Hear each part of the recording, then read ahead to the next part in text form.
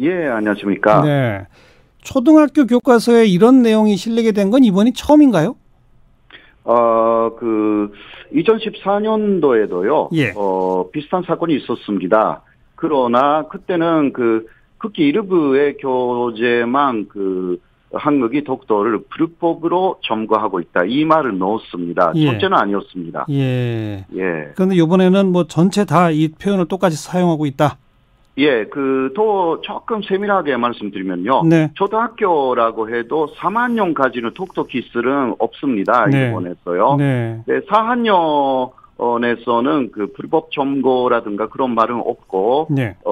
단지 울릉도하고 독도 사이에 경계선을 긋고 일본연도라고 그렇게 표시하거나 예. 그런 식으로 하고 있고요. 예.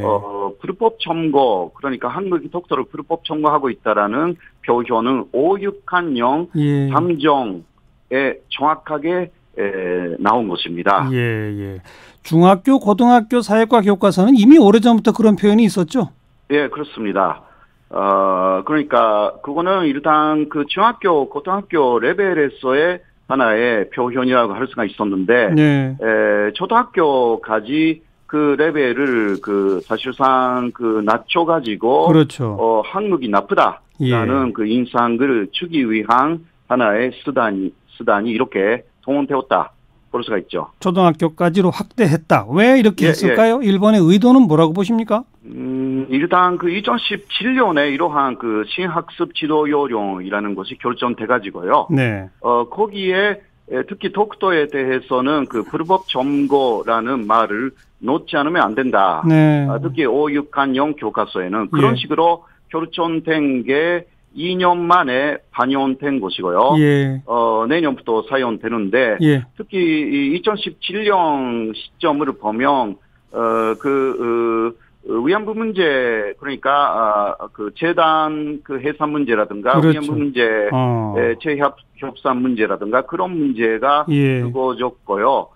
기타 한일 관계가 여러 면에서 그렇게 좋지 않게 된 시점이라고도 할 수가 있습니다. 물론 네. 매년 한일 관계가 여러 가지 문제가 있습니다만은, 예. 일본은 항상 뭔가 다른 외교 문제가 일어날 것 같으면 독도에 대해서 맞불 작전으로 나오는 것입니다. 예. 독도에 대한 표현을 여러 가지 강화시켜가지고 외교 카드로 그렇죠. 사용하려고 하는 그러한 경향을 계속 보여왔습니다. 네.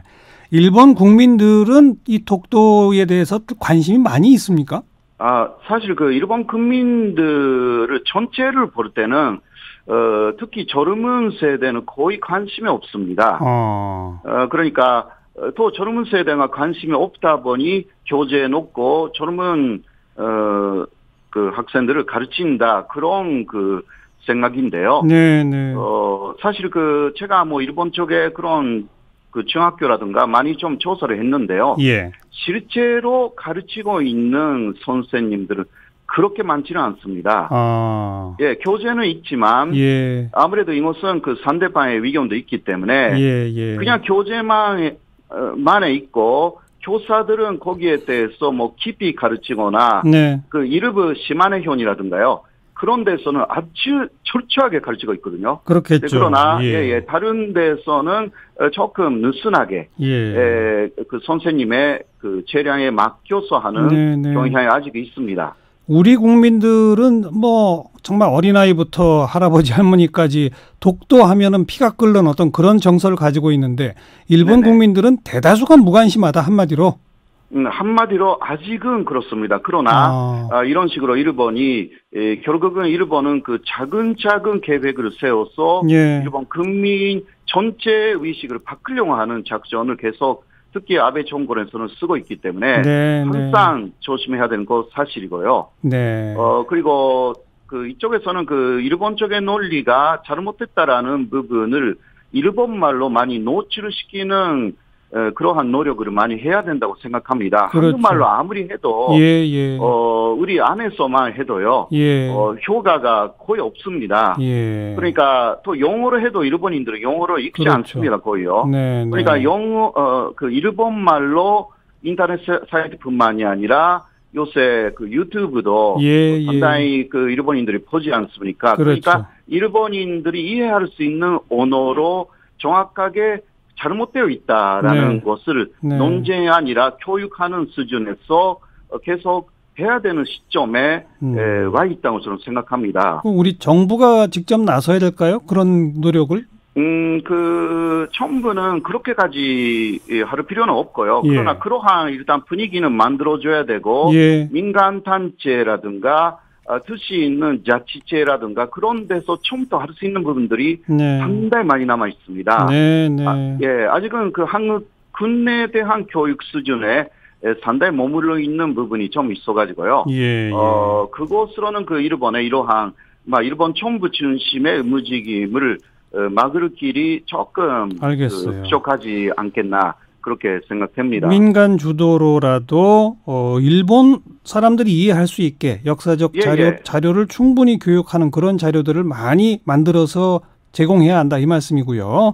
그리고 일본 쪽의 주장이 어디가 잘못되어 왜곡되어 있는지 알 수 있게 해야 합니다. 그런 작업은 굉장히 많이 남아 있습니다. 앞으로는 그런 작업이 민간이든 그 정부가 주도하든 간에 많아져야만이 일본인들이 어느 정도 이성적인 부분이 있어가지고요. 이성적인 내용이 나오고 그리고 독도는 아무리 외쳐도 절대 일본 것이 되지 않는다라는 것이 납득되면 토국은 무관심하게 되거든요. 그렇죠. 우리 정부는 어떤 노력을 해야 한다고 보십니까? 지금 기본적으로 해야 되는 것은 하고 있다고 저는 생각합니다. 그러니까 일본이 그런 식으로 나오면 그 보도관이 그 외교부의 보도관이 그 일본의 왜곡이다 이거 철회하라 이번에도 했지 않습니까? 그렇죠. 이거는 최소한 해야 되는 방향이라고 할 수가 있습니다. 그러나 너무 강하게 행동으로 나서서 분쟁 지역이 되면 안 되기 때문에 그 한국 정부는 그 강하게 조절이 상당히 어려운 부분이 있습니다. 그래서 강하게 하는 부분은 그러나 논리적으로도 자료적으로도 이렇다 현식으로는 민간 주도로 해야 합니다.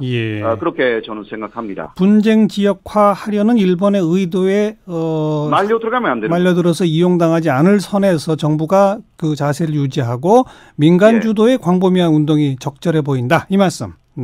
그런 것입니다. 여기까지 말씀 듣고 고맙습니다. 네, 고맙습니다. 세종대학교 호사카 유지 교수였습니다.